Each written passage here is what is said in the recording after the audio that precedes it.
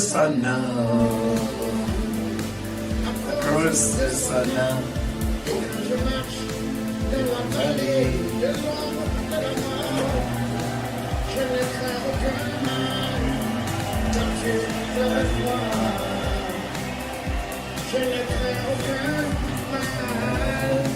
Agriculture is 80% of our economy in Kenya. So I can advise them to do agricultural courses. They take the agricultural courses. Yeah, they take the agricultural courses. Iko pesa. Iko pesa. Oh, umeona pesa. Lakini unajua wewe ni mwana biashara bana. Yeah.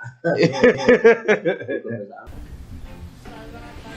Make a date with me every Monday to Friday, 7:15 to 9:15 in the morning here at the Farmers Media, the breakfast show. Let us start the day right here. This is Noah Nasia.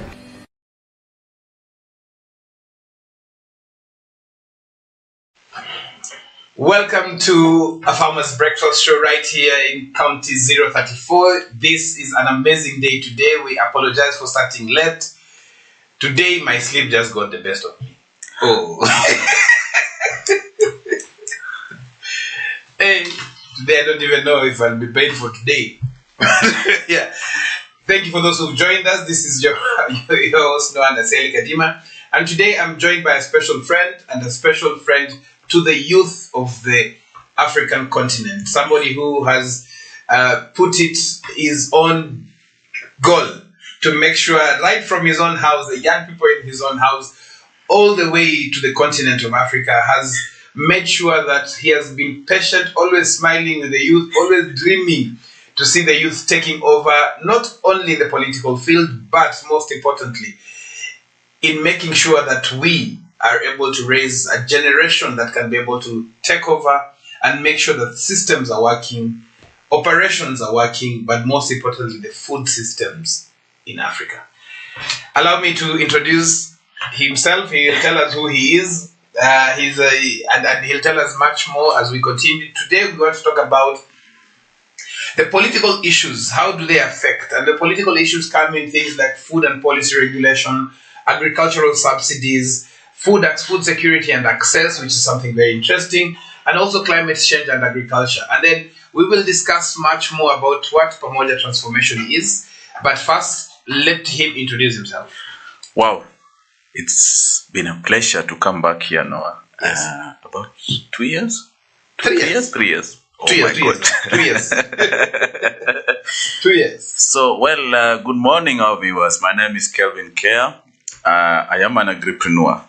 I have to say that because that's the foundation to which I've been invited here. As Noah has painted a huge picture of who I am. Is your picture? Probably to me it's a dream, but I thank God because I can be seen such at this particular age of my life. Thank you very much, Noah, for inviting me to this show. I work for Pamoja for Transformation Trust as a programs manager, heading various number of programs, and to the core of the one that brings me here is the climate change mitigation and adaptation program. I also run a business, agribusiness, known as Nadanya Green Farm, and there is much that we do, and I think some future time we're going to discuss what we do at Nadanya Green Farm. In another field, I also do consultancy. I consult for organizations, development partners, and sometimes county governments on matters policy development, particularly on young people, agriculture, climate change, renewable energy, and areas around those spaces of and spheres of development. I'm very pleased to be here today so that we can discuss these matters. As you are aware, there is a food crisis in the country. There is unemployment. There is climate challenges. We are trying to focus on green economy. People are not understanding it. We are working towards carbon reduction and, earning from carbon credits. These are opportunities that I think now we're going to discuss today. Yes. We're also going to try to farm up the participation and the involvement of young people in agriculture. My dear, no, I was just told, I was trying to read the other day and just confirming what the president was saying, that Kenyan economy relies 70% on agriculture. And also that the population is largely changing to 70% youth. So if we are not going to encourage the young people to back to agriculture, tulikuwa tunaambiwa those early days that agriculture ndio uti wa mgongo. Tulikuwa tunalewa. Ilitakana tulewe na kumbe tulikuwa tunaelewa sasa. So there is something that needs to be done, and I want to congratulate farmers for leading this discussion across the space, Africa, to try and encourage policy players, encourage governments, encourage development partners, encourage private sector to open the doors, to open the discussion rooms for young people to be able to be brought back to agriculture, because the business of food is the business of life. The business of food is the business of health. Thank you. Wow. Yes, I know my producer has now accepted that we cannot do this for an hour, so request for more time. Very interesting. So, Kelvin, this is a very interesting time, and one of the things that I wanted us to first touch on that you've also brought up, the president's speech a few days back, specifically on agriculture, has never happened in Kenya ever since independence. Was it a hit or a miss? I want to congratulate His Excellency the President, President William Samoei Ruto, for facing agriculture head on. Yes. But I'm also happy because he is actually a farmer. Yes, and a very good one. Yeah, he feels the heat. So when we talk about feeding chicken, I know he's feeling it as much as he's able to manage it. So whether it's a miss or a hit, I want to say it's a trial. So now, yes. To touch on just that briefly, yes, he mentioned specific things. He was categorical on some specific things that I think me and you have been discussing. And one of the things that he said that came out very strongly is that, in fact, he was the first president in the entire of Africa who has congratulated farmers. True. He actually spoke to farmers directly. Appreciating them, yes, congratulating them, and recognizing their part in the growth of the country, in the GDP contribution. And yesterday on assignment to the nation, yes, I also got to meet a few farmers, yes, from Mwea all the way to Meru. And one thing that came out very strongly was the fact that the last time I was in Meru, fertilizer was 7,000 shillings. In fact, they had decided not to plant. Yes. Now they have said. In fact, I met one of the guys who I met a few months back. Yes. And he actually said that his store now has only two things: fertilizer and maize. Yeah. So the reduction of fertilizer from 7,000 to 3,500 to 2,500. Yes. And we as farmers also don't care whether it is the fertilizer was donated or not. What impact do you think that is going to be, especially for you coming from a maize planting zone? Thank you. Not even just a maize planting zone, a maize eating zone. Oh, by the way, maize planting and consumption zone.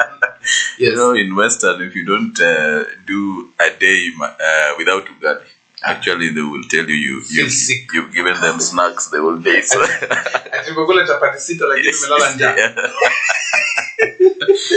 So one thing I want to congratulate, like I said earlier, His Excellency the President for actually acknowledging that we are an agricultural-based economy, and so he has definitely to invest in it, and that employment can come in force in agriculture. And that we can deal with our health. We can actually start, producing and exporting. Not just coffee. We can also export, maize. We can export other products. Yes, I want to say that this is a good step. And the only challenge is that the sustainability modeling. Yes. And also the practicability modeling. For instance, right now, farmers are actually collecting this fertilizer from select quarters. Yes. there is still a cost incurred by these farmers to actually go and collect these fertilizers. Yes. That's one. Number two, there is also not very. But at least it is available. Yes, at least available. Not being able to collect it is and affording it. It's available, yes. And also somebody has got to have registered somehow. Yes. I'm aware of some farmers who actually had registered huge parcels of land, and last time they were not able to get enough fertilizer. Yes. But this time round, it has been brought Kofujo. Yeah. So just a minute. They actually have so much to pay, and they're not able to uptake because they still need to pay up something. Yes. So they're actually reaching out to those who had actually not registered, or those who registered but did not receive enough. So somehow the coordination and the practicability needs to be worked on. When these farmers come to register, there should be sort of like extension officers who go back and confirm whether these parcels of land are actually real. Yes. Then there's also the science behind it, the soil science and the soil health. Yes. Largely, we have extorted and exploited the health of our soils. Yes. And so whatever fertilizer we are bringing, we may not be sure really whether it will suffice or whether it continues to intoxicate our soils for futuristic production. Number 4, probably, or 3 is the introduction of the seeds. So what seeds are we planting with this particular fertilizer? In the spirit of promoting organic production, what is going to happen post the use of this fertilizer? So, I mean, there's science, there's a practicability, and also uptake and the perception. And lastly, I would want to challenge the president and his Ministry of Agriculture that let's also try to work with the people on their attitude. We must not just be a maize-producing region. There are other starches that we can produce. Yes. Sweet potato is doing so well in the western side, in Nyanza. Irish potato is doing so well in the central part. Towards the northeastern also doing very well. Yes. We have cassava that we can embark on producing. And other forms of products that actually can give us starch, and even different types of corn. So if there can be a way of coordination so that there are certain regions that can produce this maize in large scale, then there are other regions that can produce cassava, and the other region can produce sweet potato, so that we now have alternatives and be able to diversify even at value addition levels, so that people can have sufficient food, quality food, and food that they can access at the easiest point possible. Thank you. Very interesting. And I think even just talking about the president's speech, very many aspects of it that came out that personally I was really impressed as a farmer. The numbers counted. He mentioned the registration of farmers to the specific numbers. Yes, there might be a plus or minus, but that also informed that the decisions then he is making with his administration is looking at the farmer. Yes. There has been a certain politics issue about it, and I want us to mention it. I know you cannot talk to Kelvin and don't talk politics. So there's the aspect of subsidizing production, and that is actually coming in very strongly when it comes to one of the issues that we have said that we will discuss here today. Yes. This particular aspect of the food policy and regulation. Yes. Agricultural subsidies. Yes. How do that? What do you think about the subsidizing production versus subsidizing consumption? Right. And that probably we can also do that in relation to the youth. Okay. Because one thing that also he didn't mention is how do we make sure that we are supporting the youth who are in agriculture. Yes. Thank you. I would just want to highlight that I thank the president because he is more of a sustainable looking person. Not a quick fix and short-term solution person. So consumption subsidy is good, but is short-lived and is there to address a particular seasonal problem or a particular seasonal symptom. It's a reactive. It's a reactive. Yeah. Actually, some of these things we are seeing, they're actually symptoms of much more bigger things. they are manifestations of much more bigger things. Yes. So HIMI is actually taking an approach of facing it direct by going on the production subsidy.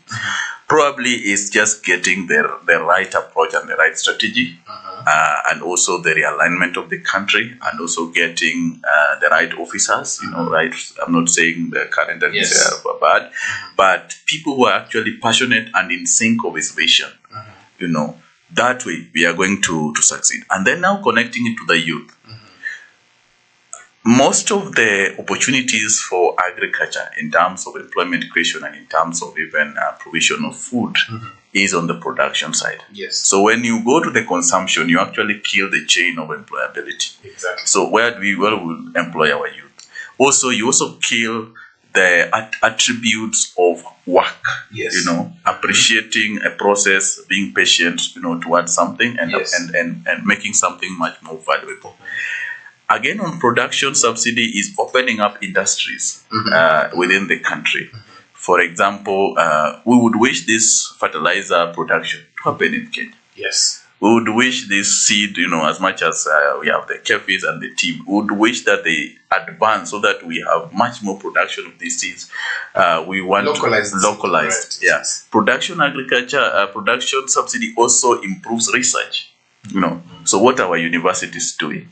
What are our professors doing? I always challenge them. We have these PhDs and all these things, but we cannot see something tangible connected to those PhDs. Exactly. A lot of research, paid research. Yes, paid research, and people just, walking in style in town that they have papers. I'm sorry to say this, but I think that we need to start connecting outcomes from such of this kind of work. So I thank the president for that. So you touched on something very critical, and that one of the things that I was doing yesterday was just to look at how many colleges within a certain region are actually taking. Now I told you what I was doing yesterday. Are taking up students in agriculture. Yeah. It was just looking at one route, and now that you've said that, what is the role of extension services? Because that is also something that the president did not touch. Yes. And you, as Pamoja Transformation, how are you then connecting some of these dots? Because I was privileged to be one of the judges yesterday. Yes. And there's some things that came out really strongly. Yes. And one of the things that I actually saw was, apart from the growing of crops, because growing of the crops has never changed. The way you grow a tomato is the way you grow a tomato. Yeah. The way you do. Why did you then, I think we will focus now on Pamoja Transformation. Yeah. Why did you even think about it, not from an agriculture perspective, but from a climate change perspective? So you connect about three things. Yes. I'll tell you that what we do in agriculture, normally, we don't know that we actually contribute to green cover. We actually contribute to soil management. We contribute to water management. We contribute to, bringing populations to work, and therefore, reduce the cases whereby they would be destructive, maybe doing deforestation, or, mining somewhere, in a quarry. Yes. So how do you connect agriculture to climate change? For you to get quality food, there is an ecosystem that needs to exist. That ecosystem is in the environment. That ecosystem is somehow controlled by climate dimensions. So we have been thinking and saying, if we bring so many people into the agricultural space, we'll be contributing towards greening the country, greening the globe. We will also be contributing towards what we call agroecology or regenerative agriculture. The other term for it is another term I remember. Regenerative. It's regenerative agroecology, circular economy. Circular economy. Yes, circular economy. So, which is something that has not been touched for in terms of agriculture. We hear about it, blue economy and all that, but in agriculture, people are not connecting it, and so it touches on renewable energy and organic energy. It also touches on production of green products. Stuff like Africa leafy vegetables, things that grow very fast. They provide good nutrition. It also touches on use of water. and reuse of production. So how do you use waste, for instance, to produce feeds? Like when you visited some of my things that I do on the side, you use chicken waste and fish waste to produce maggots, or use them do BSF production, and that is feed. So you reduce in the waste in terms of biomass by creating another valuable product from it, which is still used within the production chain of agriculture. And in all this, as it happens, there are so many employment opportunities being provided. Exactly. If, for instance, somebody decides, I want to do a study of how these maggots develop. So what kind of maggots or BSF can I produce from pig dung? Yes. What about cow dung? What about chicken? That already is a job, and it can actually employ so many people. If somebody goes ahead and says, now using solar, can I dry these maggots and process them to something and package them? Yes. That is something else. So as Pamoja for Transformation, we have 3 main program pillars. One is peace and governance, another one is climate change mitigation and adaptation, another one is skills, enterprise and development. Yes. So we have looked at things and said, how can we bring young people into the space of employment? And how can we also remove them from the streets, like we had Mandamano the other day? If you are okay in your stomach, you will not carry a sufuria. No. It's not possible. You would actually wonder, why is somebody carrying a sufuria? So where is the problem? The problem comes here, the stomach. Yes. How do you feed the stomach? Because also almost 40 to 50% of revenue goes to the stomach. Goes to the stomach. Yes. So how do we feed the stomach? Is from the farm. So how do we use agricultural production activities to ensure that there are employment opportunities to feed the stomach and then to provide peace at the end of the day, peace and coexistence. And I know that is your field. That is your strength. Yeah. And I remember when you started discussion about the Pamoja Transformation Call, yes, and the dream that you had, and how you wanted it done. Yes. I remember we were discussing why should we have accelerator programs that don't hold people anymore. You've talked about employment opportunities. Yes. And looking at it from a practical perspective, you have been very patient in getting things done, especially the Nadanya farm, and we'll get back to that. How is this? I'll still call it like an accelerator program. Yes. What are you seeing from the people who have the applications? I know it is something that you will not discuss so much, but what are you seeing from the applications? Apart from the applications, when they're putting up their business cases, what is this thing that you're seeing that helps now discuss this aspect of now agriculture, but not now from a climate change perspective? Yes. Now let me say something about being patient. And sometimes people confuse me for maybe not knowing what I want to do, or being not being very abrasive. But I'm a Christian. And so when you read the Bible, God was so progressive and planned. So day one is what he did. Day two, then he created the man at the last day, now to take over everything that happened. My approach to things is that if you want a good thing, put the right structures behind it. So if you want to ask us about this call that we did for the AgriBiz Awards 2023, I'm able to tell you a story from where we began. One, we wanted to get young people who are in the agriculture space, real-time agriculture, organic stuff. If you did a call today and say tomorrow we want to award somebody, give him, let's say, a pickup, you will get all sorts of Kenyans, and Kenyans are so When you now go deep to do due diligence, you'll find out that maybe they came at farmers here, they took a good photo here, they did a very nice video, and then now you are awarding them. These are crooks, and then the program ends. But now our approach was that we put up a system that helps us to get the real young people that are actually practicing agriculture and from the ground. I can surprise you that we have very few applications from Nairobi. Really? Yes. Unlike the other one that we like the other one we did. Yeah. This time around we received many applications from other countries, as far as Garissa, Turkana. Wow. This is very interesting. What we found out again in this call when they were submitting is that Most of the young people in agriculture are not yet bankable. They have not registered their enterprises.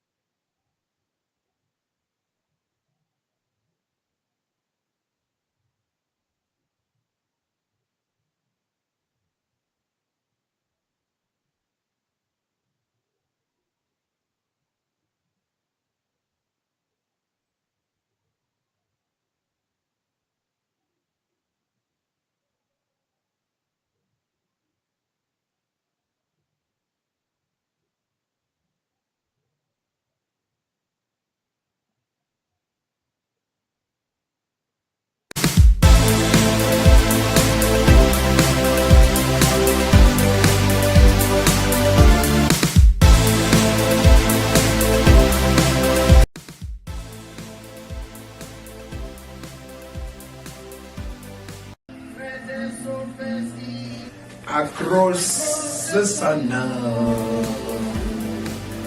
Across the sun now.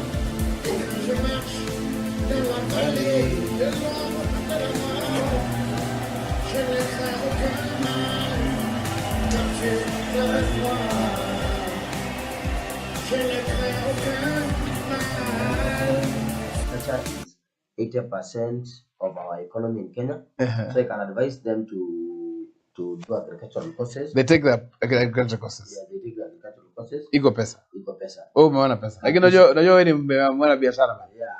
Iko pesa.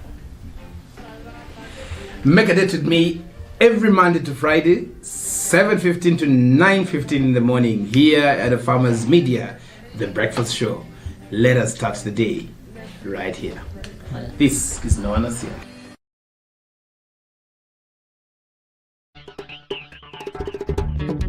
The heart of any shamba lies in its soil.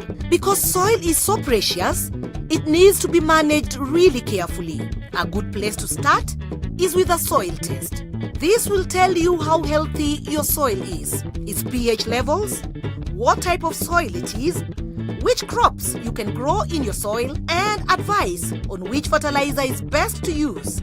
If you follow the soil test recommendations, it can boost your yields. So, how do you take a soil test sample? Firstly, dig up soil samples. Use a soil auger or panga to take a sample 1 feet deep in a zigzag pattern across your shamba. You will need at least 10 samples. Mix all the different samples together in a bucket. The soil is now ready to be scanned and tested. You can find out about how to get your soil tested by contacting your extension officer. Alternatively, contact a Ministry of Agriculture research station near you.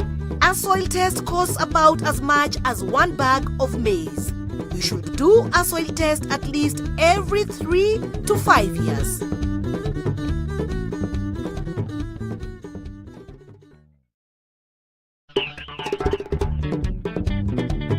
Smart farmers know savings are important.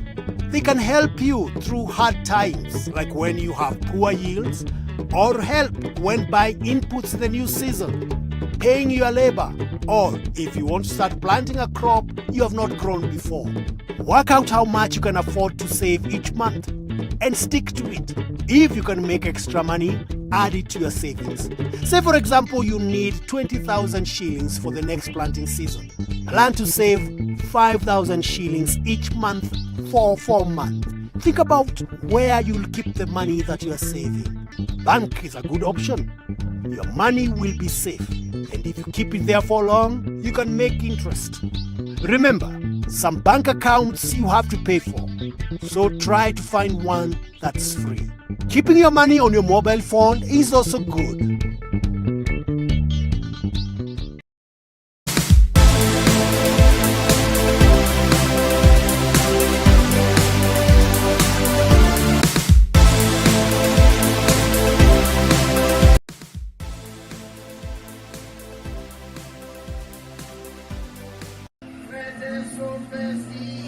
Across the sun now, across the sun now.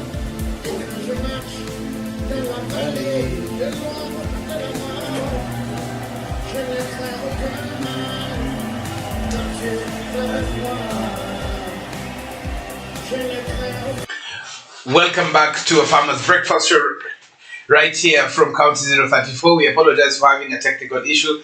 Hii mitandao inaitwa mitambo ama mitandao mitambo na mitandao. Yes, we had an issue with the sound, so we'll just take some of this discussion back a bit.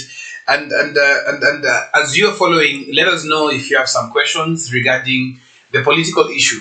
It is not the political issue that we discuss of masufuria and maandamano and what is being, we are discussing the issues regarding political climate that then influences food production decisions. And there are 2 things that, before we went for a break, actually 3 things that you actually brought up about. One, what Pamoja Transformation is doing. Yes. The thinking behind why you decided to take the approach that you took. Mm-hmm. And this approach is, what I want to bring out is the data aspect. Mm-hmm. I remember that is something that you were passionately about, how to get to understand where these young people getting money from. Yes. Why did you think about that data as the beginning of the accelerator program? Thank you. We are being told today, welcome back our viewers. We're being told today that data is the new gold. Mm-hmm. If you have data, you are able to make certain decisions. Yes. But now coming back, having been in the program of implementing projects, I realized that normally people shoot themselves with the foot by intervening where they do not have facts. So we do an evidence-driven intervention. So for instance, we'll start running up an accelerator program and imagine that we have young people in the marketing space of agriculture, when they are not. But see now through this data, we have actually found out that 80% of the young people are in production. Wait. There's something you said. Yes. That doing what without data is without facts. Just repeat that, because I think it's a very important bit. Is shooting ourselves with the foot. We got to approach and handle our programming through an evidence-based programming. So the evidence has to be backed by data. Has to be backed by some data, some scientific statistics. Okay. If, for example, I ask you now, how many young people are producing maize, let's say in Kakamega? Yes. You would not know. Yeah. But if you have a statistic, say a sample out of the data you receive throughout the country, you have 20 of them in Kakamega, then that tells you then something needs to be done. And those who are doing that, the 20%, how many of them are producing? How many of them have own land? So that then comes in the aspect of employment opportunities. Yes. Because then these young people are not just, when you talk about 70% of the economy being supported by agriculture, 70% of the employment opportunities, we are actually even seeing how many, with the little these young people have, how many jobs are they creating? Yes. Then if they were to be given X amount, apart from just the fertilizer, then what would do? Yes. So that sample size, if you extrapolate it to a wider audience, then you would say, okay, we have 2 people in Garissa who are doing something. Yes. We have a young person who actually can offer extension services right from their own farm. Yes. So let me ask you this question. Yeah. When we started off, you talked about the way fertilizer is being given out and stuff like that. But we've also seen a lot of nutrients mining. My lecturer kept on telling us about nutrients mining from the soil. Yes. How can we then use the data that we're getting to even actually use that same data to improve the soil health? Because I remember the last time probably the soil mapping of Kenya was done a while back. Yes. How can we use this data as well as not just the numbers, but the people in those numbers? Yes. For example, the X number of people, 100, 200 people who applied for the accelerator program. Yes. How can we then use the data to support these young people across the country? Wonderful. The data is already useful right now as we are speaking, because we can already tell where the young people are, their priorities. They actually gave us their challenges and what we can do for them to make them better. And you participated in the judging process. You could see, you could feel that young person. Yes. How many has he employed? He's not a graduate, but he's employing graduates. I mean, he was not even in agriculture. Yes, he's not in agriculture. Yes. That's something also very interesting to know. Then we also asked some of them, asked all of them to tell us that they have any training in agriculture or any training in climate change. Now, back to your question. One, how can we use this data? Yes. First of all, we have at least young people who are in the practice of agriculture. They are not willing. They are not waiting to hear that there are opportunities. They are already in it. They're already doing it, and they're doing it so well. Yes. So these are people that you can easily mold. These are people that you can easily have a one-to-one and gather more information about them. So that's the first step, to identify. The second step is to get their challenges. So from these young people, we are able to get their challenges. One of the challenges we have realized is that they are not registered entities. So any accelerator program that wants to work with you, they always insist on registration. Registered. But as we flexed. Yes, and that's what I was coming to. Yeah. Why did you think it would be important to use these young people who have not even registered their business? Great. Because a lot of the time there is a misconception that registered businesses are for big people. Okay. So we talk about, example, Bidcos and the like. So those are the big companies. We want to talk about Unga Limited. People don't know, young people don't know that those actually bigger enterprises began as smaller enterprises. Example, Equity Group. Yes. How did it start? Now it's crossing across East Africa and Africa. Yes. It is possible. So one, we want to work with these people who actually are green. We call them novices, and we want to work. That's one of the areas of Pamoja, to identify and to build capacities. So these are people that are already doing something, but now we want to build their capacities, connect with them with serious mentors, connect them with opportunities like the ones you provide here at Farmers, connect them with, for example, the UK Tech program, so that they can be built, they brought up, they register. We've also realized that most of them are operating as self-help groups, community-based organizations. Yes. So they have that mentality of somebody has to come and help us. Okay. But now through this data, we want to move them from somebody has to help us to we can help ourselves forward. Okay. Then using the same data, we have realized that these young people are not bankable. So we want to provide a solution that banks makes them bankable. 2 days ago, I've been visiting a financial institution. I will not mention the names. And they actually challenge. They are actually saying they are struggling to get this youth to the bank. So where is the disconnect? Because these youth are there. Yes. Is it that these youth are fearing KRA? Because if you are bankable, then it means somebody will come knocking. What is this thing that, and I probably will touch on the finance bill as well. Yes. Briefly. Yes. Why is it that the banking institutions Yes. are not connecting to these young people? So one thing is that agriculture has been seen as a high risk area to invest. And even the loan and the facility products that the banks provide are not pro the environment of agriculture. I can say this in confidence because I have actually gone through that. I have now one facility with one of the financial institutions, but it took me 1 year to convince them to give me that facility. This is me. What about this hustler youth in quotes who is even afraid to go to the bank? That is one disconnect. Okay. If you allow me to put Yes. it, the second disconnect is the kind of education that we have gone through, right? So most of these young people find themselves in agriculture because probably they have looked for a white collar job and it is missing. So they say, now let me relax on this agriculture as I wait for an employment opportunity, not knowing that this agriculture can actually be an enterprise and can actually employ other people. Yes. Yeah, that's fine. Yeah, can actually employ other people. So I think that disparity. Then the other thing is about taxation and the costing around registering these enterprises. So I have my case also. I just registered the company, and whoever registered it to me did not tell me that they gave me the PAI obligation option. So when I was doing my returns, I'm told, you have not been filing PAI and it has accumulated penalty. What do you do? And then there is this law that says now the new law that you pay, is it 80%, 20% first before you start negotiating. Of the penalty. Yeah.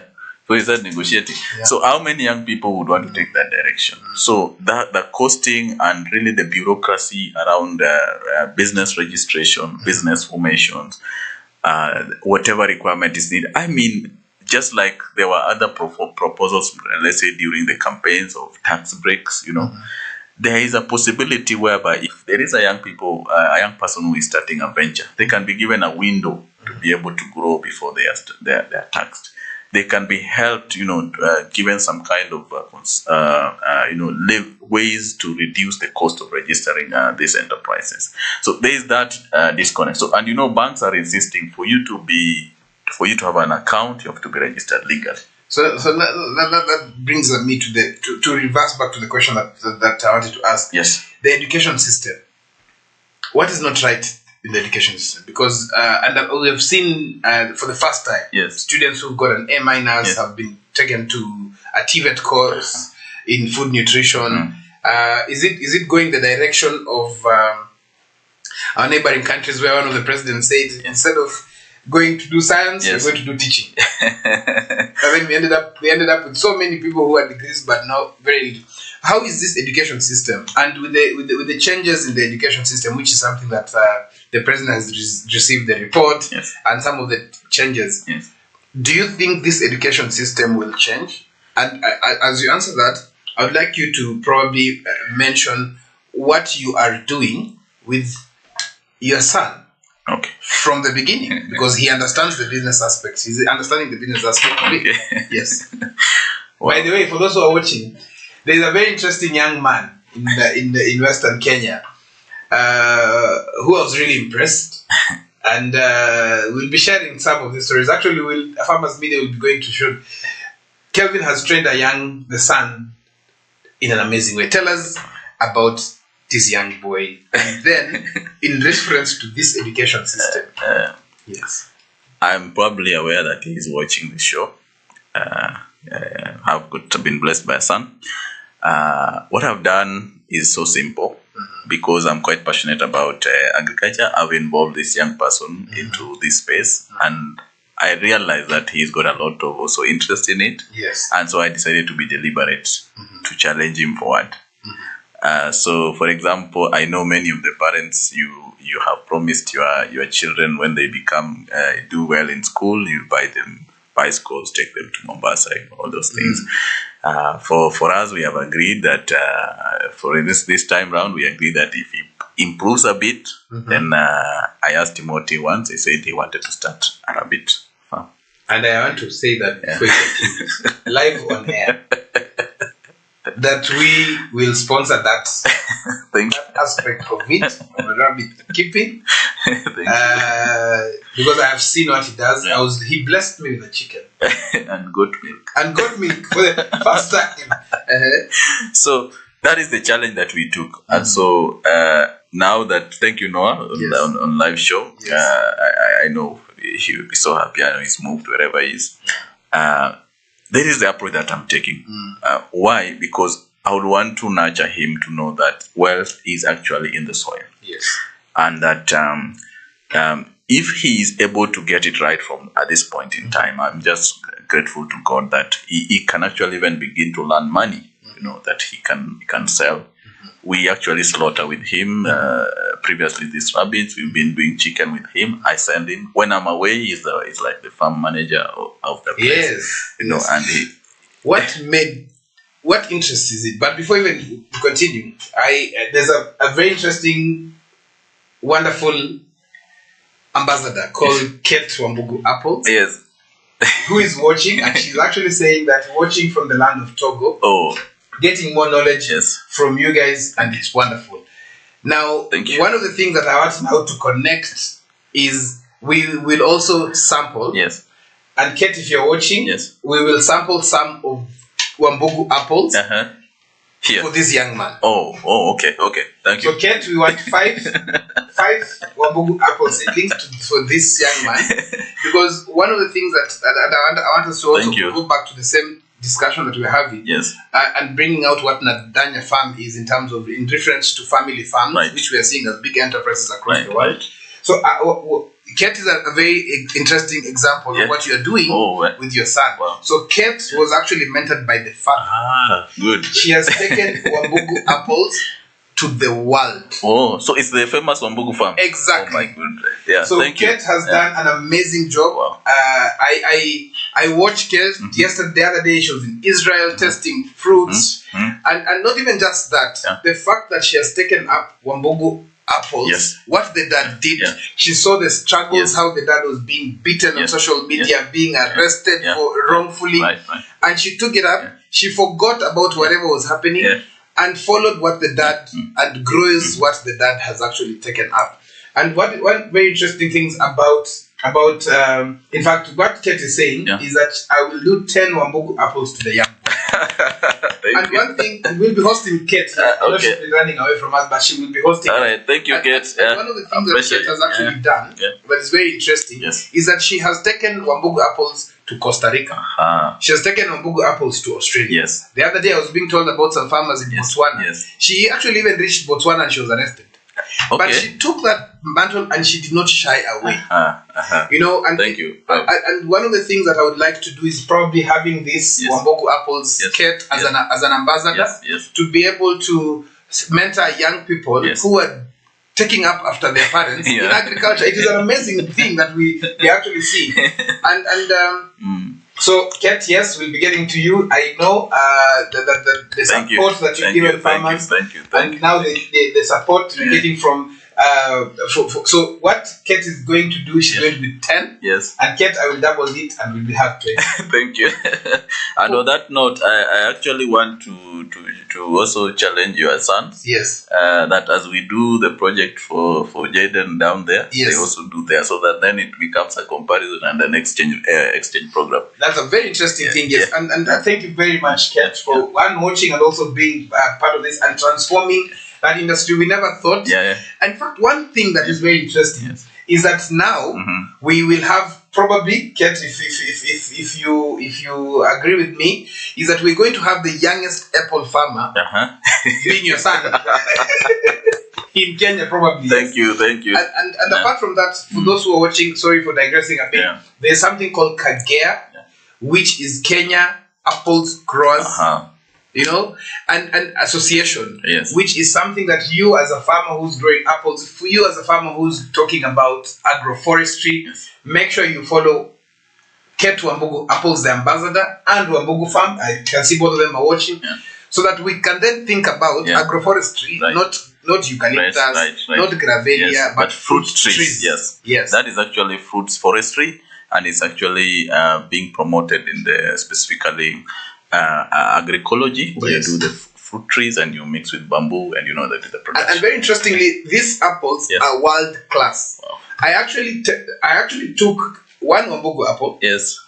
Took a bite, put it on the side, and took the normal ones that we normally import. Yes. I will not say from where. Yeah. I put it on the side.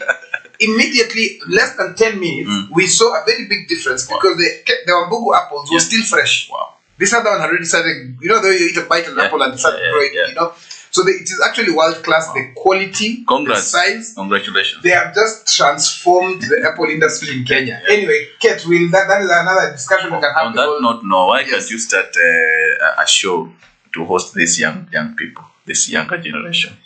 My producer is watching, and I think that challenge goes back to that's something that we can begin, because as we are aging, we should not leave that fire, so Ket can be leading as the ambassador. Fantastic. And then we have much more younger, generation. And we will give all the support that is required. Thank you. So let's back to the question. So back to the question. Education. What Ket is doing is a pure example of what parents can actually do to support their children, even just with knowledge. Because I don't think probably Ket, the father told her, come and see. Probably they just took it up together with my good friend. What is this thing that we as parents then can adapt to the education system? Because it is not that your son is not in school with other students. But when I drove into your farm, I saw a very big difference between the other farms, which traditionally would have assumed that, in Western Kenya probably, and we'll come back and you tell us why you went to Western Kenya. We will have chicken. But the mortality rate of chicken is high. But you even identified this is a good breed, this is not a good breed. It's a good layer. What is this thing that, as parents, linking the education system, the young people who are applying for the Pamoja Transformation Awards, and the Danya Farm? Wow, it's a serious connection. We talked about circular economy. Now we've gone in circle from education to Nadanya. Because there must have been something that you saw at Nadanya Farm. Plus the love for youth. And now at Pamoja Transformation, you're bringing it out. All right. Now, are you forgetting my undergraduate? I'm a teacher. I'm a mathematics and geography teacher. So, seriously? Somebody would have told me I thought you did political science. I just veered off, exploration and passion. And when I get to do something, I do it with all my energy. That is something that God has blessed me with. So, having done education as a training, I actually did agree with the kind of training that we were being taken through. And if my parents are watching, they will tell you, they agree with me, that I almost became a rebel. I remember the struggle with your dad. So that to me was a lesson in its own, that our education system is actually not the appropriate education system. And you can see, it tells you there's a problem, because the previous regime tried to bring CBC, now this new regime is coming up with 2 something system, you know. There is a problem, and we are not addressing it rightfully. Now, the challenge or the onus here is on parents. As parents, I would give you free advice. With the current education system that we have in our country, and most African countries, don't believe that your children are getting education. Our children are being taken through schooling. You're just paying school fees. They are being taken through schooling. And it's like something coming this side and going out this side. We need an education.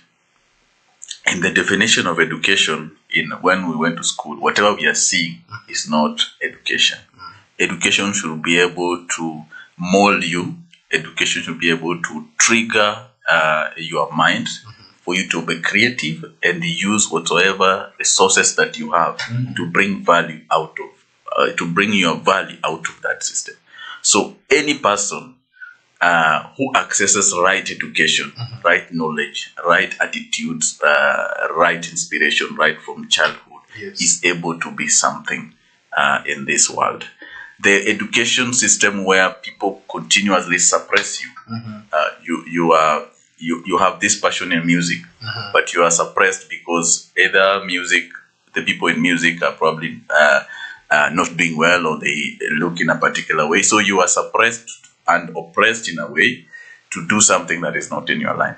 So for instance, in my case, when agriculture was scrapped when I was in class 5, if I take you back to my science and agriculture teacher, Mr. Maguda, for those who can connect, he will tell you that this young man is an agriculturalist.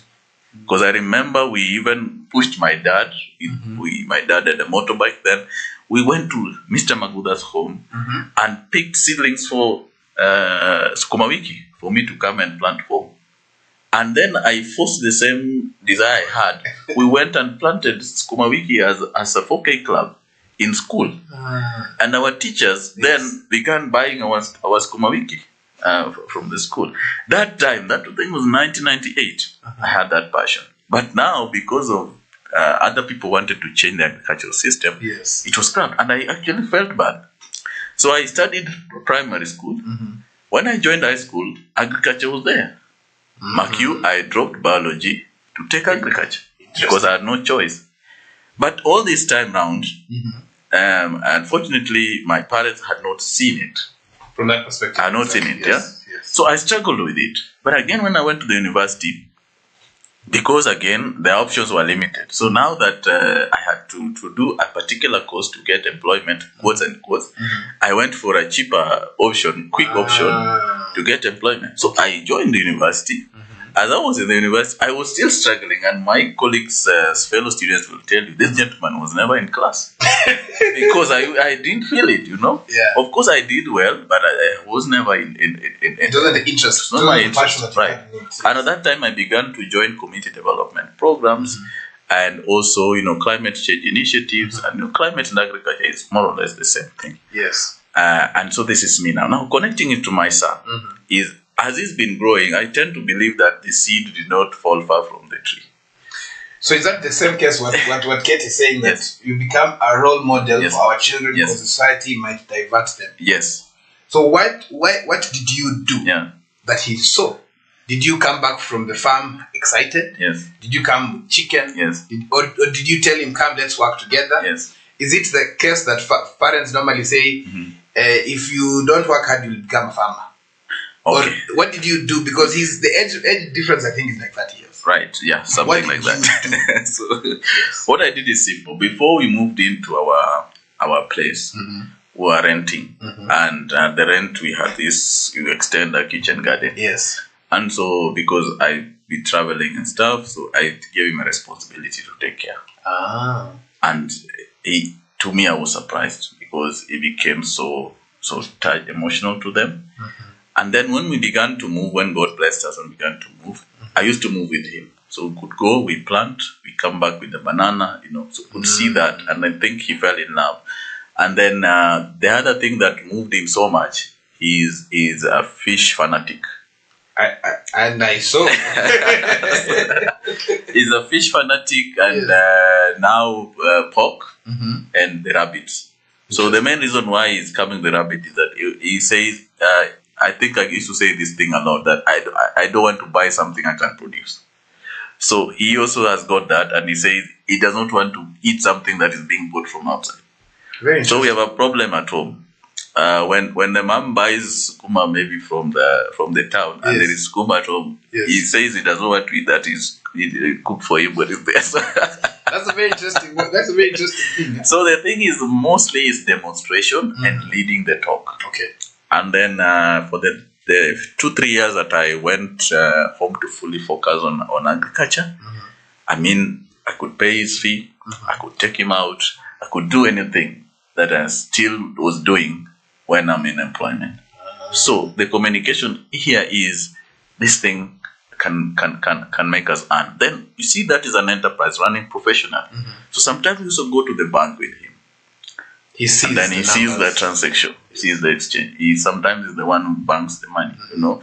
So I think that God has just given us an opportunity to try out something with him, and we are seeing it working. Yesterday we were negotiating with the mom that now I see I will need to be a different person. I'll be a change agent.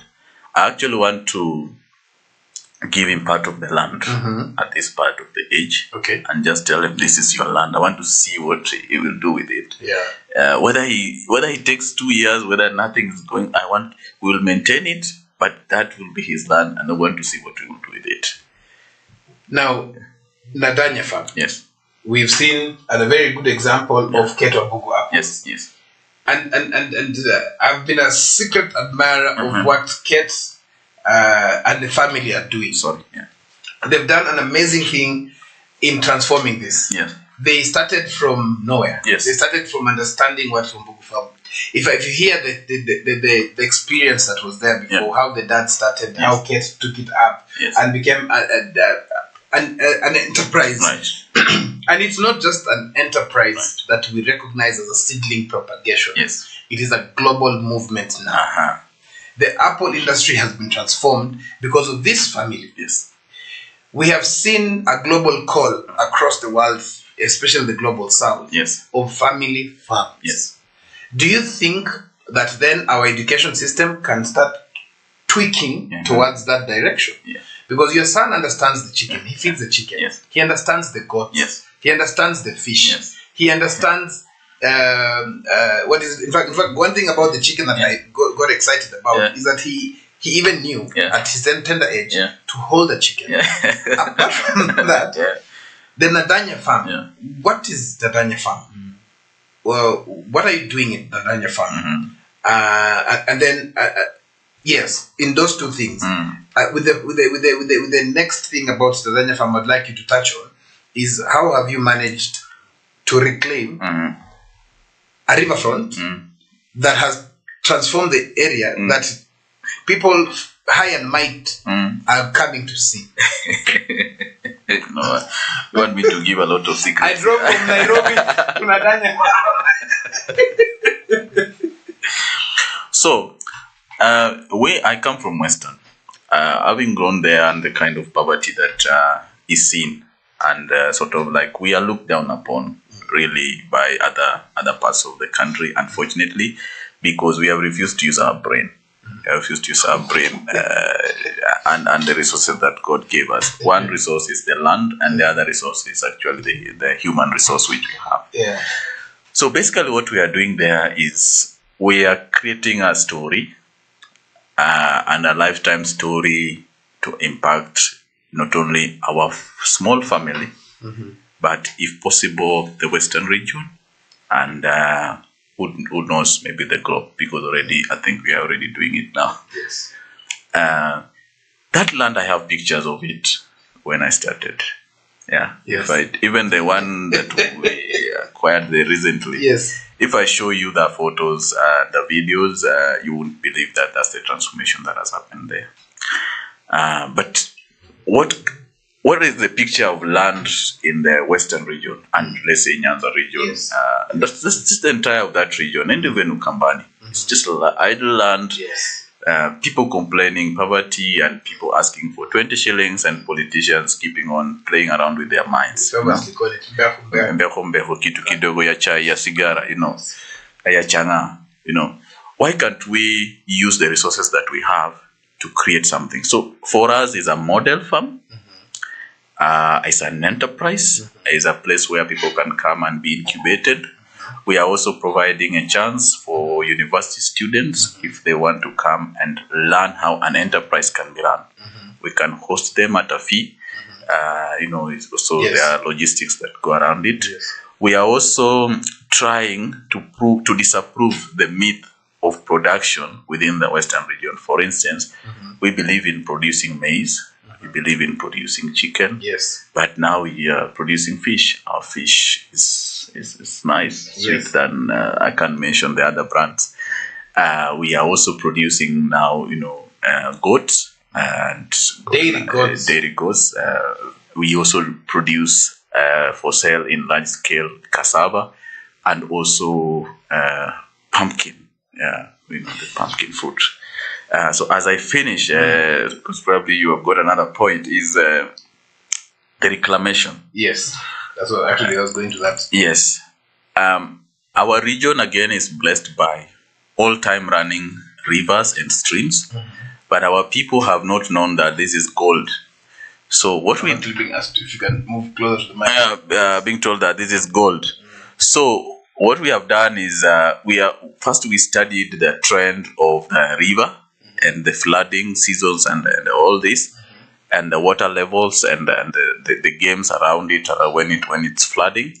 And we also asked ourselves, if we leave this land idle, what will happen? Probably it will be a zone for reptiles. Young people would come and stay there, and some of the girls would get pregnant from around the place. So we said, can we first of all reclaim it by planting bamboo along the shores of that stretch of the river? And then number two, can we start protecting it by planting other forms of trees? And we started with a hedge. Then we said, what can we do on this land? And we said, we can explore. We thought about apiculture. By the way, we have bees. Yes, you have bees also. We thought, can we do production of fodder? Can we also do fish farming? So we started with fodder. And, fodder does not interfere with the soil. Actually, it protects the soil. Exactly. Yes. And surprisingly, the snappy grass, bracharia, bluegrass started doing well. And our neighbors now cut their bush, and they did the same. So we have transformed that place. Then now we came to fish ponds. Yes. And now fish ponds are also proving to be good, and we are grateful, though it's heavy capital to do them.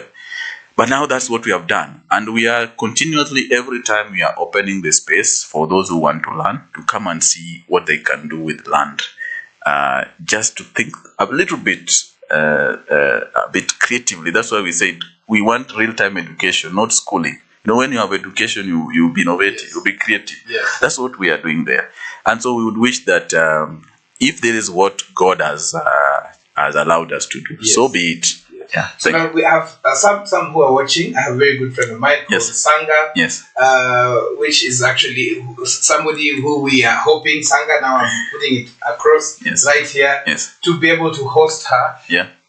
She is very passionate about transformation of agriculture, especially at community level. Yes. What have you done for your community? Because I remember when I drove in there, I just asked, where is this? And I was told, just go straight. Yeah.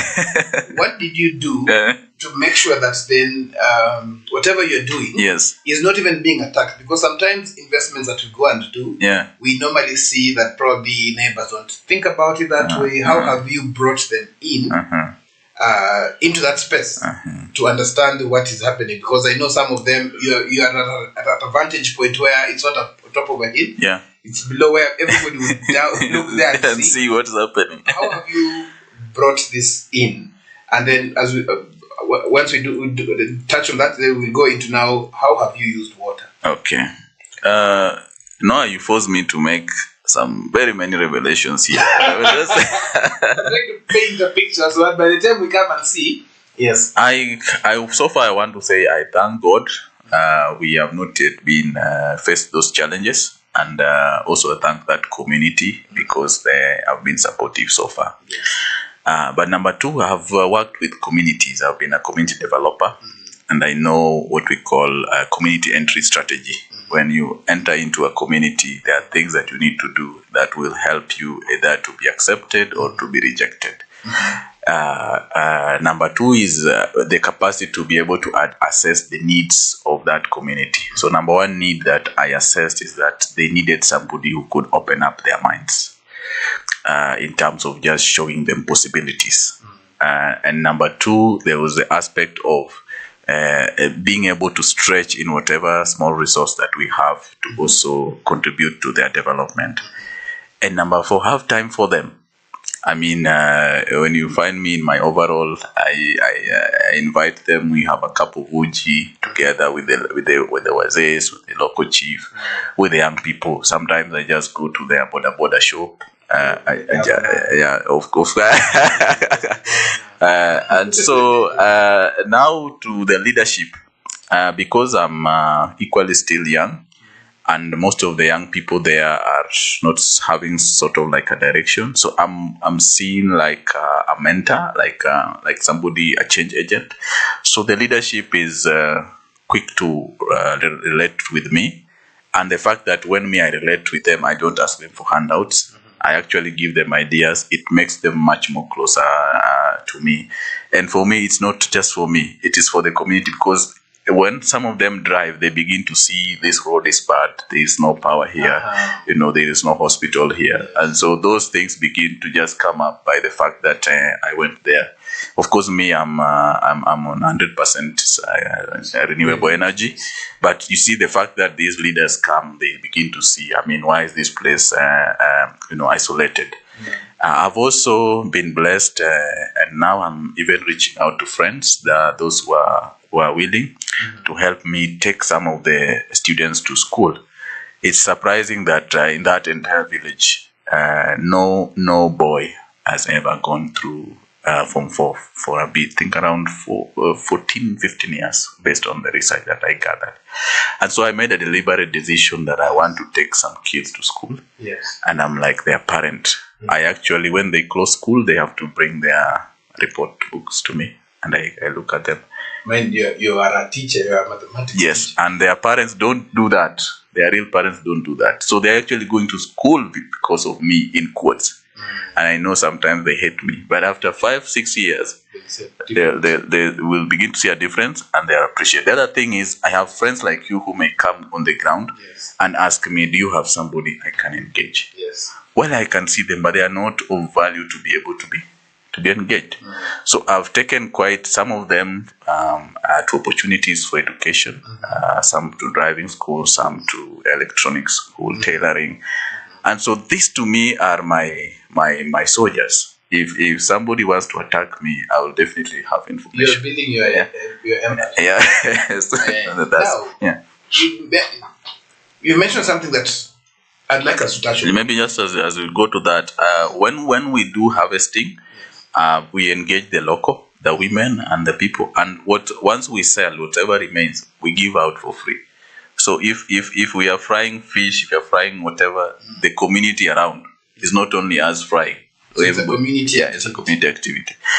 Creating a dynasty. Yeah, sort of, and if we're like community-based dynasty. Yes, I was skills share and all that. Yeah, and now that we are public, when I tried my biogas and it worked, I'm challenged to think of to do a community cook stove, where these women can actually stop going to collect firewood, and they would come and cook in shifts around the place. So I know somehow it will happen. It's an idea I have. Thank you.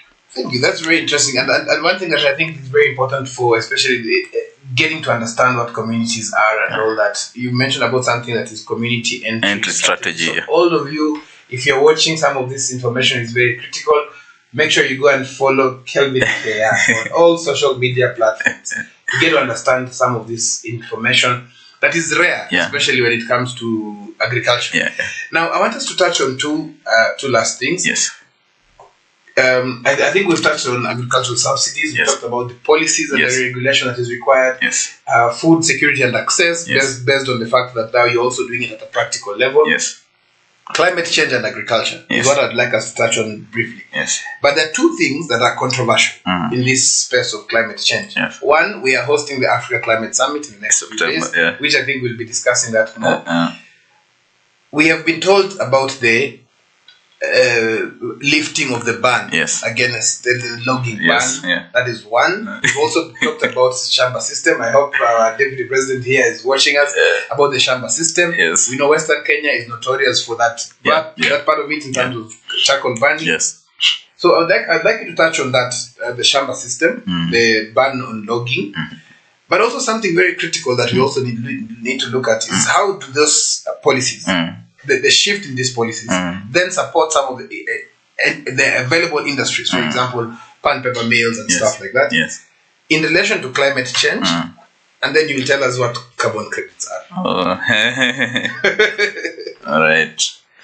Yeah. As I touch on that, I will also touch on finance bill. Yes.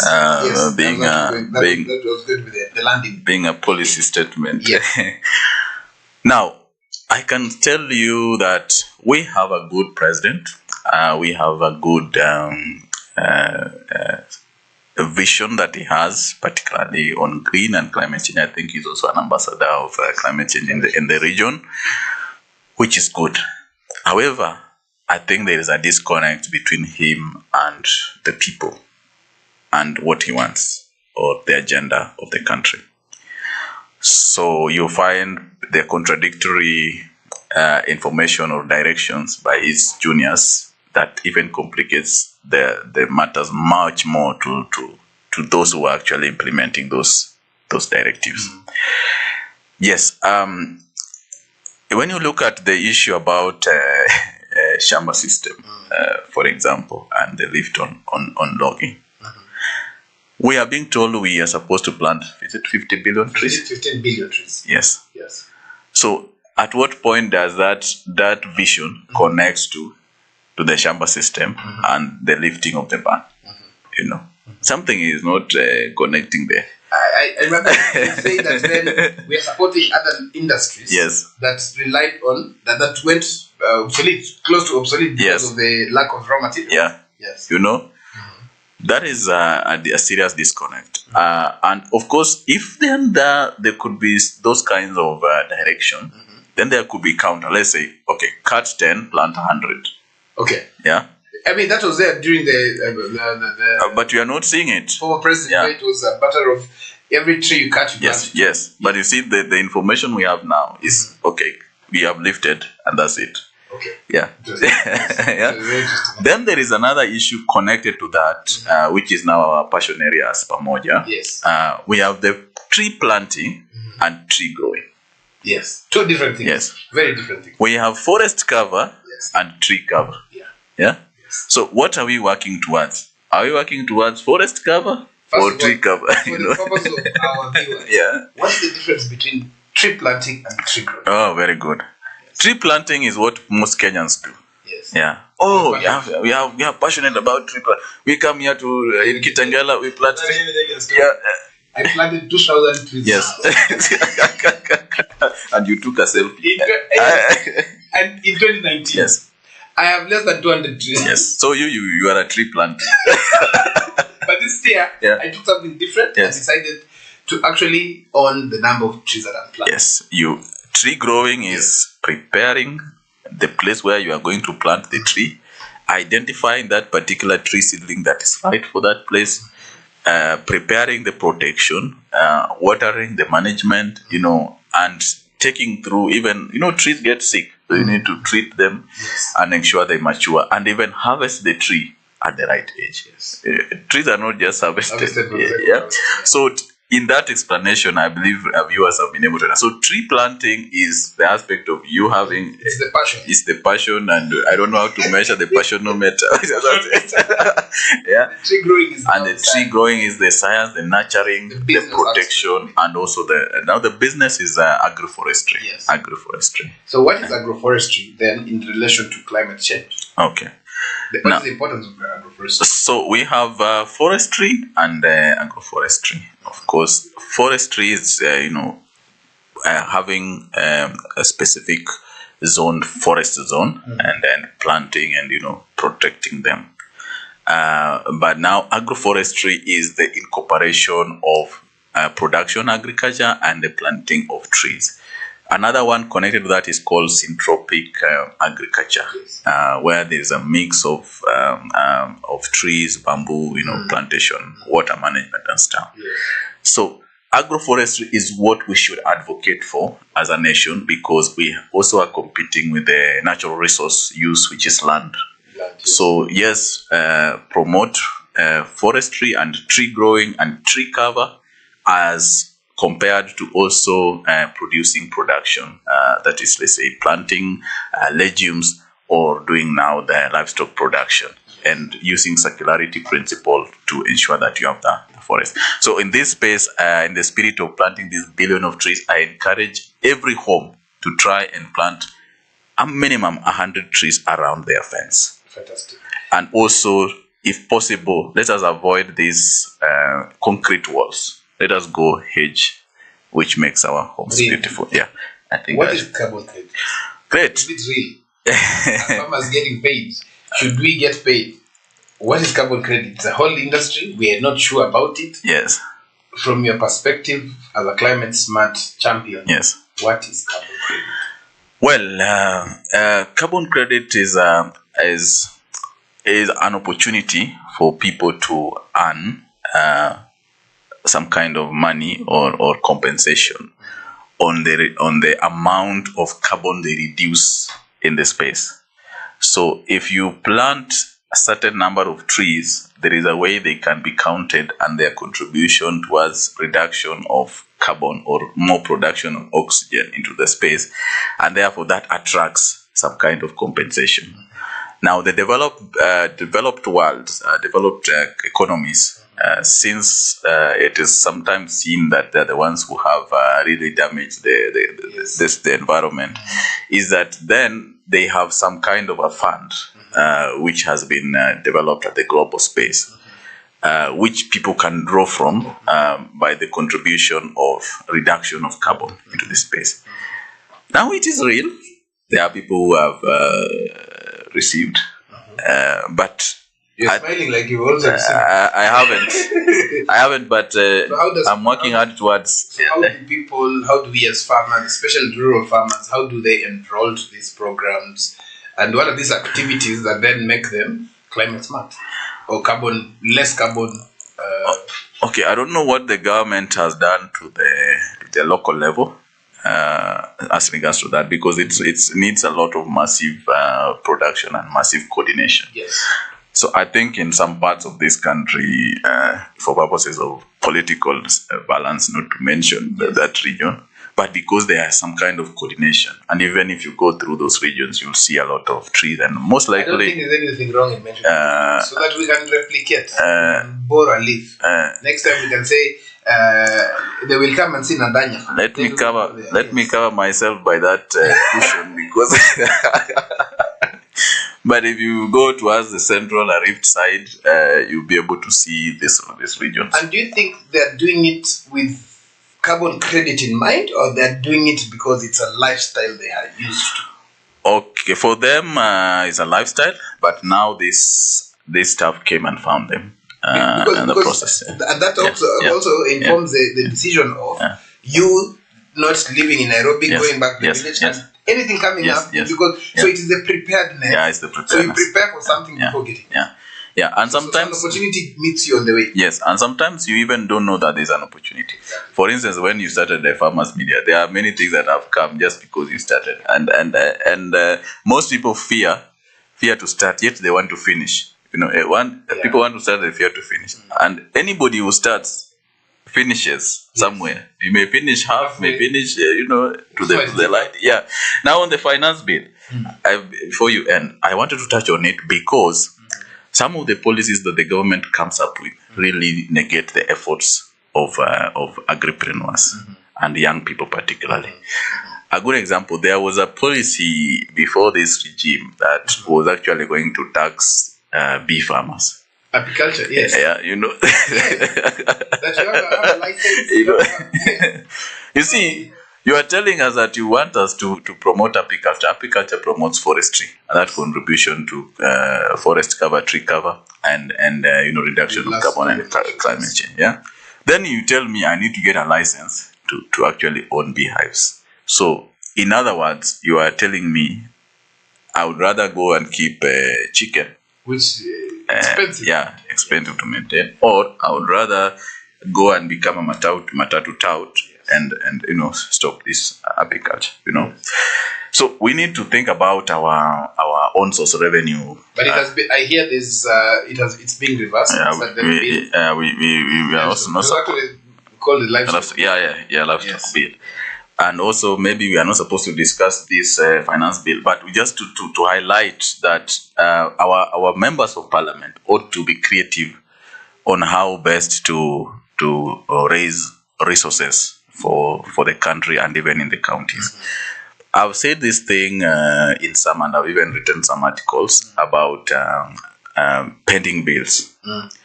There are many agripreneurs who have supplied government institutions. Yes. And their money is in government. Yeah. You saw there was somebody who almost went naked in town. Did he die? Yes. You can imagine. A young person, maybe like Kemplanta, for example, she supplies those seedlings of hers, and then she's owned millions of money. How do you expect her to manage her pressure as a young person and also manage the pressure of financing? And probably she took this money from a loan facility, which salaries to pay as well. With salaries to pay. Yeah, other younger people looking up to her. I think we need to be creative on how we raise those taxations and punitive ways of looking for resources from Kenyans, and need to be discouraged. There are much more creative ways. And in other words, if you increase, I'm not an economist, but I think if you increase the tax base, make it a little bit affordable, more people will pay, let them see the services. It will be right now is a cat and mouse game. People are running away from paying the taxes. So the government still says it wants to employ what did the name? Tax scouts. Tax scouts. So you waste money by employing people. You say you're creating employment, but these people will be like those kanjos. Let me ask you a very honest question. Yeah. I rarely discussed politics, but do you think it was wrong time? It was the right thing, wrong timing? Because it was just after elections, change of government, and all this happened. It is wrong thing, wrong timing. Wrong thing, wrong timing. Yeah. Interesting. Very interesting. Now, I want us to go back to Pamoja Transformation. Yes. Because that's one of the things that brought us here. Yes. With all that we've discussed, right, what is the position of Pamoja Transformation? What happens after the accelerated program? And before you answer that, I would like to make a pledge on behalf of Farmers Media that we are going to feature each and every person, young person, who applied for the Pamoja Transformation Agribiz Awards. Yes. We will feature each and every one. So you can carry that pledge, and we have our wonderful producer and media team who will carry that. Yes. I know they've been in contact with them. Yes. Who will now arrange for that to be a reality. Yeah. So that we also use the media to highlight what these young people are doing. Wow. It's not about how many people win, who is the winner, but what are they doing. So for all of them, you said that 277. So 277 of them, you who is a viewer of our shows, we will actually get to see 277 different young people through this partnership that we have with Pamoja Transformation. That deserves a handshake. If we were still sanitizing, you would have sanitized. So that aspect of now using the media to bring out what they're doing. So thank you. Thank you very much. Yeah. So what you are doing. For what is the end goal? Yeah. What happens after this? Is this the first and the last? We've seen great accelerator programs, hackathons that just died. Right. Are we going to expect another one? Yes, definitely, Noah. This is just the launch. This is the first one. We will be doing it annually until when we probably it will go on, because we are mentoring other people who will take this space. They will just diversify and do it in a much more better way. Secondly, is that this is a journey that we've started with these 277 of them, and I want to thank you heartily for giving us this chance to actually go and feature these young people. And that we can guarantee you, if you want to start even today, we will give you the information where they are, and even guide you on some of the things that we would wish to get from these young people. And I think that is already, if you are running a show for young people, those are about 277 shows. Yes. And you may get more, because probably some of them are mentoring other people. Exactly. So that is a huge contribution to us. We cannot measure it. And I know Steve Cardenio is watching somewhere, my executive director. I'm very sure he has smiled, and if he was to buy Mbuzi, probably he will buy. Thank you. After the awards, of course, we have planned to do the judging, which is going on, and then we will do the conference. We'll do an Agribiz conference, the first ever in Kenya, a conference for young people in agriculture. Google if there is ever one. Yes. There isn't, which will happen the 12th and 13th of October this year, 2023, at the Kenya School of Government. And we have purposed that during this conference, we will have a pitch deck where these 20 nominees who are now going through the judging will actually do a pitch before a panel of delegates and participants. Fantastic. So even if an individual has been positioned to be the winner of a particular award, gets it by virtue of the judging process and the thing that goes around it, there would be one that would interest a delegate based probably on the line they have taken, based on their motivation, based on whatever. They will get something. So that's why we are saying we cannot define the award right now. So it is above. Yeah. Because even now what you have given is already an award. Yes. Some of these young people are in Turkana, are in Marsabit, are in Bunyala, Busia, Yes. in Bomet. You know, they have never probably experienced an engagement, and just by featuring them alone, it will be an opening to them. Then post the award, post the conference. We have also purposed to now mobilize these young people who applied in their specific value chains, so that then we connect them with opportunities. For example, I know you're working with Syngenta, Yes. and I don't know the other one. Syngenta is OCP. Yes, Amiran. yes, Amiran. Yes, I wanted to mention Amiran. Yes, so probably there are young people who are struggling with water and irrigation system. They are struggling with pesticides and stuff. So once we mobilize them, we are able to create a team of producers and even network them to partners who can buy there. So we'll be sorting out their challenges of marketing, we'll be sorting out their challenges of coordination, and also access to inputs, which is another issue that they have raised, and it's always an issue with farmers. So then the choice. I remember this is something that we discussed. Yes. When we asked ourselves, Yeah. should it be called Pamoja transformation? Yes. Remember that. Yes. Remember that comment? Yes. Yes. So it is actual a transformation, Yes. and not just an accelerator. It's not an It's not a accelerator. competition. It's not a competition. Very interesting. The competition is just to make it juicy and help us draw attention. Fantastic. If we would have not called it a competition, maybe we would not be here today. Yeah. So, Kevin, thank you very much. Thank you, Noah. I know this is a discussion that can go on Yeah. and on and on. We have touched on only 4 things that we can actually touch Yes. on now, Yes. as well as the other aspects of it. What are your last words to 3 different groups? Yes. What is your last words to young people Uh-huh. as they see what this is going on in terms of the Pamoja transformation? Yes. What is your advice to parents Mhm. who have young people, especially parents who are farmers? Yes. And then what is your message to the president? Oh my God, President. Thank you. First of all, before I go to the answers, I want to also recognize that we appreciate those who have gone before us and still going on strong. Uncle Fred Obachi Machoka Yes. is one man I have much respect for. We'll be seeing we'll be visiting farm today, by the way. Yes, some of us, we are in this agri space because of people like him. And we are strong because we see people who are championing it right at the fore. He's actually even mentored his children also. Yes, and they've taken up family farms, family business.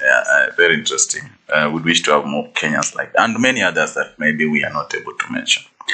Now, my message to young people, and particularly into this program, one, I want to say that opportunities are always existing. And when you find or when you see any direction towards opportunity, please seize it.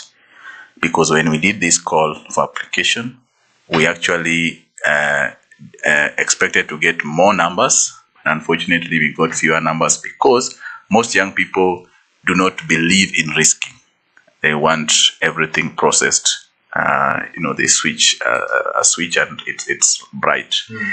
Let us embrace the spirit of working hard and all along try to discover our vision and purposes early in time. Because as we continue to wander doing the same, age is not with us. Soon you'll begin to be told you are no longer young. And finally, to the other young people also, when you get to the age of 35, please transit. Stop calling yourself a youth anymore. Now, second, to any parent and those who are owning farms, yes, take time to understand your children, identify their areas of passion. I am an ardent viewer of many shows, real-time shows of young farms and family doing farms. What you realize is that not all of them must engage in the actual practice of farming, but they can take up a position within their business that sorts out their challenge. For example, some can be lawyers, some can be accountants, yes, and some can actually be even marketers of this, even designers of the. So let us engage these children of ours in the businesses that we do. Life begins at home, and there is a saying, it's getting off my mind, that the nurturing of a child actually starts at home. Yes. So when they miss that at home, they will get something that is against your values as a family outside there, and then it becomes difficult to bring them back home. And that's an advice to parents. And of course, the same also, let them invest in their children's passion, just like we have challenged ourselves, yes, to do. It is important. And also, it's not easy, but also as parents, we are partners. Those who are blessed to be intact husband and wife, or husband and wives, have the chance to address your children as a family and let them feel part and parcel of the process. Because ideally, when we exit, it is them who will take up. Lastly, to His Excellency President William Samoei Ruto, the chief hustler, the chief farmer, I personally love you, Mr. President, with cause of your passion for agriculture. My request to you, make history by affirming, by actioning the adage which every Kenyan knows, that agriculture is the backbone of our economy. I thank you. Thank you. Thank you very much. Thank you so much. This has been Breakfast, the Farmers Breakfast Show, right here from County 034. Yeah. And I would like to leave you with one statement, one proverb, a Ghanaian proverb. But before that, I would like to thank all those who have made this possible, from my director, our producer, and the team that made this interview a success up to now. Thank you very much for all that you have done. So I want to leave you with a proverb, a Ghanaian proverb saying, wisdom is like a baobab tree. Yeah. No one individual can address it. Yeah. This is something that Kelvin has taught me. There is no more competition. There's a lot of collaboration that is required. Yeah. So as we walk this journey together to change and improve the image of the African farmer and the livelihood, we cannot say we have it all independently. We have to partner, we have to work together, and that is why right here from A Farmers Media, we help you connect, learn, and grow. See you tomorrow. Bye.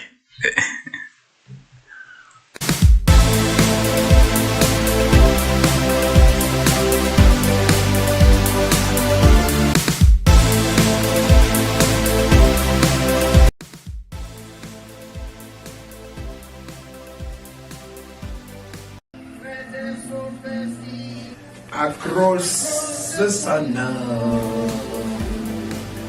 across the sun now,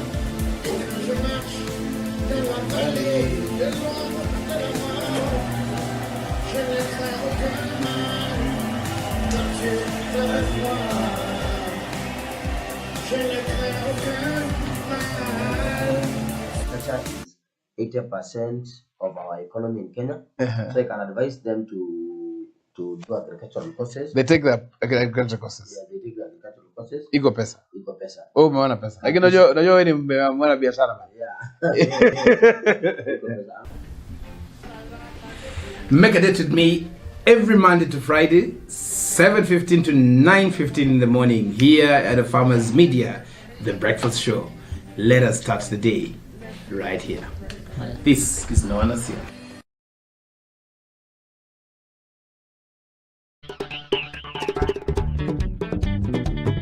Smart farmers know savings are important.